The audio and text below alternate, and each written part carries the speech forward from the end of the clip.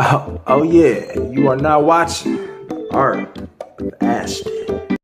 Hello, welcome to day 2. Today we will be covering the arts of the European antiques, okay? So I got a couple exciting things, some really good things that I'm going to get into in today's lesson. European art is very unique, very neat looking items, you know, from pottery again. We got some old books, antiquarian books is what they're called. All right, and these are books that's from the the UK area or whatnot. These books in particular that I'm gonna go over with today. Basically, what antiquarian books are books that are from like the 1800s. Just really old, even early 1900s or whatnot. These particular books here are from 1857. So very old, but they are in pretty good shape considering the age on them. All right, so these here are the books, and this began as a 5-book series of Marriott's works, okay, written by the author Captain Marriott. Captain Frederick Marriott, born on the 10th of July 1792 and died on the 9th of August 1848, was a Royal Naval officer, a novelist, and an acquaintance of Charles Dickens. He is noted today as an early pioneer of the sea story, particularly for his semi-autobiographical novel Mr. Midshipman Easy of 1836, for his children's novel The Children of the New Forest of 1847, and for a widely used system of maritime flag signaling known as Marriott's Code. Let's go ahead and take a look at the book. And you can see right here that it says book 1 of 5. I sold 2 books earlier when I bought this set of 5. And not to mention, I bought this set of 5 of this book series here, Marriott Works, at a garage sale, okay? And at the garage sale, they had a lot of books, a lot of different antiques and things of that nature. And I was privileged to get these books at $2 a piece. So for the 5-book set, I paid $10 and walked out the door with this 5-book set for $10, okay? I have sold these books ranging anywhere from $14 all the way up to $30, all right? And I'll show you what I just sold today. Actually, I just sold this book here, okay? Which is Japhet in Search of a Father, okay? And I sold this one also, and this here is the Naval Officer, okay? And these sold to the same buyer, okay? And this same buyer, he just purchased these 2 books right here. So what I actually did was I inboxed him, telling him thank you for, your purchase, thank you for your buy. Not to mention, I do have a 3rd book, which is book 5 of this 5-book series, named The King's Own. And, I have that available for you if you would like. I can send you the link so that you can, review it and make a decision if you want to buy this book as well or not, okay?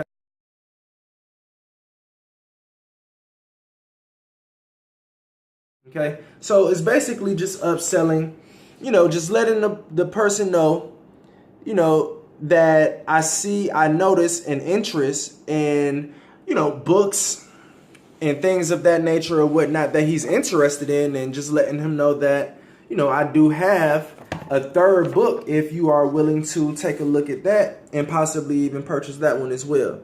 All right. So, you all want to make sure that you do things like that, So the next European fabulous antique piece that I have is by an artist by the name of Giuseppe Armani. This man was so spectacular. By the early ages of maybe 10 years old, okay, his parents and his teachers all noticed his extreme talent and ability to draw out different pictures, okay, and creations on pen and paper, with pen and paper, okay, and just make miraculous illustrations. All right, and eventually he started to come into, art formations such as like creating sculptures, different paintings and things of that nature. But he really excelled in his pieces of his sculptures. They value in ranges anywhere from today from $100 up into the 30,000s and even above. All right, so the one piece that I'm going to show today is the mallard duck. All right, and as you can see, there's a G in Armani. This here also lets you know that this is authentic. Giuseppe Armani was born in Calci, Italy in 1935. From the moment young BB could pick up a pencil, he drew. He drew everything he saw. He drew everyone he knew. Giuseppe's teachers decided that Armani should attend the Academy of Fine Arts in Florence. Unfortunately, as the arrangements were being made, his father died unexpectedly. The family needed Giuseppe now. Art school was forgotten, but the art was not. Giuseppe Armani's natural talent was finally recognized when a local priest organized an exhibition of young artists. Giuseppe entered a sculpture of a classically inspired male torso. The work was greatly admired for its extraordinary anatomical precision. When the torso was taken to the art gallery in Pisa, located across the street from the famous Leaning Tower, Giuseppe Armani's talent was rewarded with the offer of a permanent job there. In Pisa, Armani's dream of studying art was finally realized. He immersed himself in the great masterpieces of the Renaissance that he had only dreamed about and read about in books.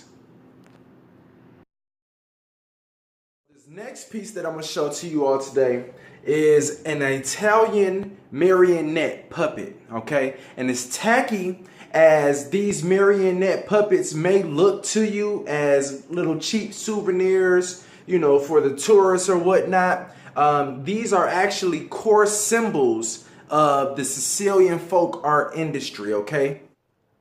The Sicilian marionette puppets became popular in Sicily late in the Middle Ages during the 15th century, and marionettes are still considered an important part of Sicilian folk culture. Sicilian puppet theater, or more commonly marionette theater, developed into its present form in the 18th century.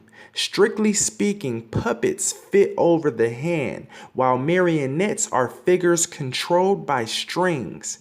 But in common parlance, the terms are often used interchangeably. What we're describing are actually marionettes. Typically, the marionettes in their theater depict medieval characters and legendary events based loosely on history. This mask also comes up, exposing his face.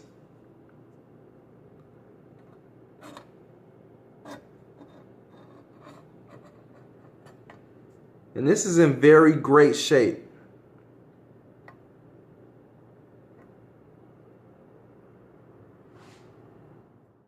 Right now, this piece here is a Victorian style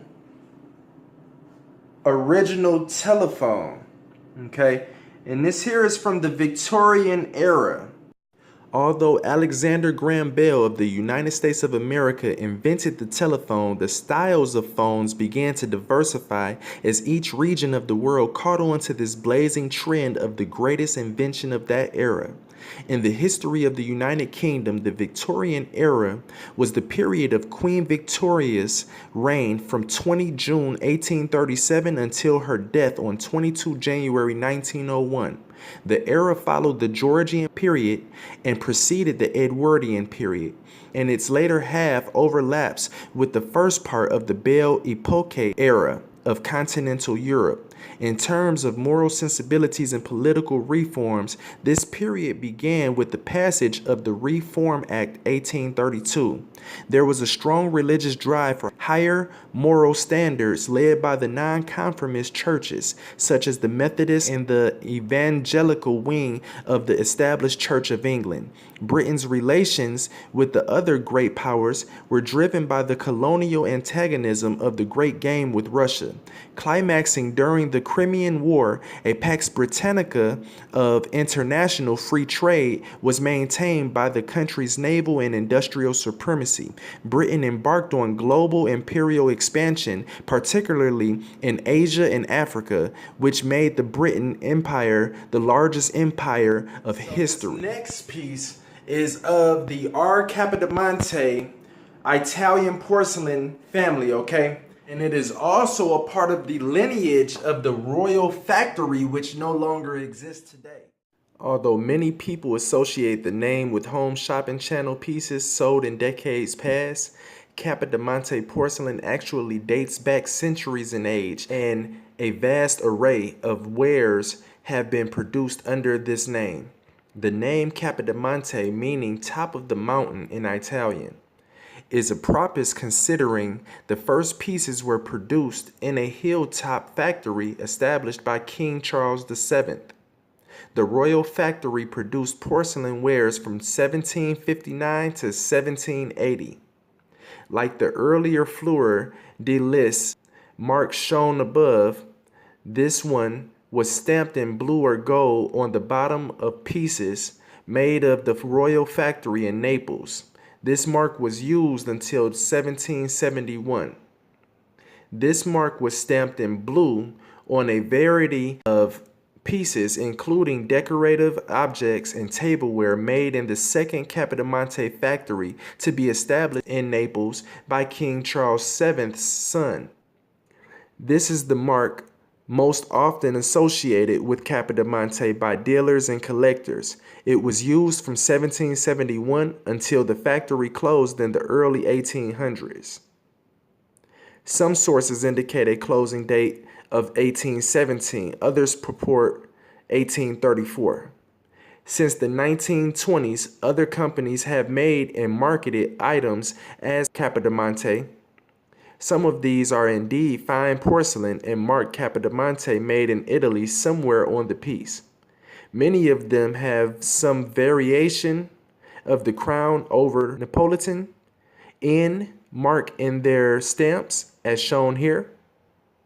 Others more fully identify the factory where they were made or their designer.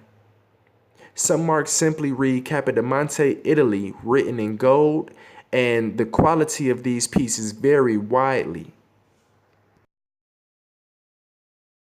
Alright, so these two pieces here are two older pieces from before 1920s. They are both from Austria. This here is porcelain. History controls the marks on pottery made for Austrian export, and that includes United States history and import regulations. Combine these two historical timelines will help you date Austrian pottery. Look for a mark on the bottom of the pottery to identify Austrian origin. Many of the Austrian logos are wreaths or crowns with Austria or made in Austria, written in English. These were made for export to English-speaking countries. Check for factory identification. Austrian Porcelain Industry, OEPIAG, formed in 1918. Its name changed in 1920. EPIAG is one of the common Austrian pottery marks, and it dates the piece to after 1920. If the spelling is OEPIAG, it is between 1918 and 1920. O and EG marks are common and stand for Oscar and Edgar Guthers pottery and porcelain. The OEPIAG group purchased this pottery in 1918, so you can conclude that O and EG marked pottery predates 1918. Check books on pottery marks for identification and dates. The outstanding resource on this subject is Marks on German, Bohemian, and Australian Porcelain by Robert E. Röntgen. This book has marks from 1710 through the 20th century. Encyclopedia of Marks 1780 through 1980 by Kowalski is the authority for American and European earthenware, ironstone, and stoneware. Refer to the Smithsonian website for a bibliography with additional sources. Last but not least piece here is an Englishware ceramic head cup. All right, so for the interesting Englishware by Lancaster's Hanley, made in England porcelain, use these initials and marks used on ware for identification purposes. The LS mark was an early mark from 1900 to 1906 and had printed initials LS. L and Sons Ltd. were marks being used from 1906 on upward, and they included and Sons or and S. From 1906, most marks included Ltd. Made in England, L and Sons Ltd., Hanley Ing, short for England, were marks that were used 1920s and upward. Royal and Lanson, trademark used from 1930 on upward.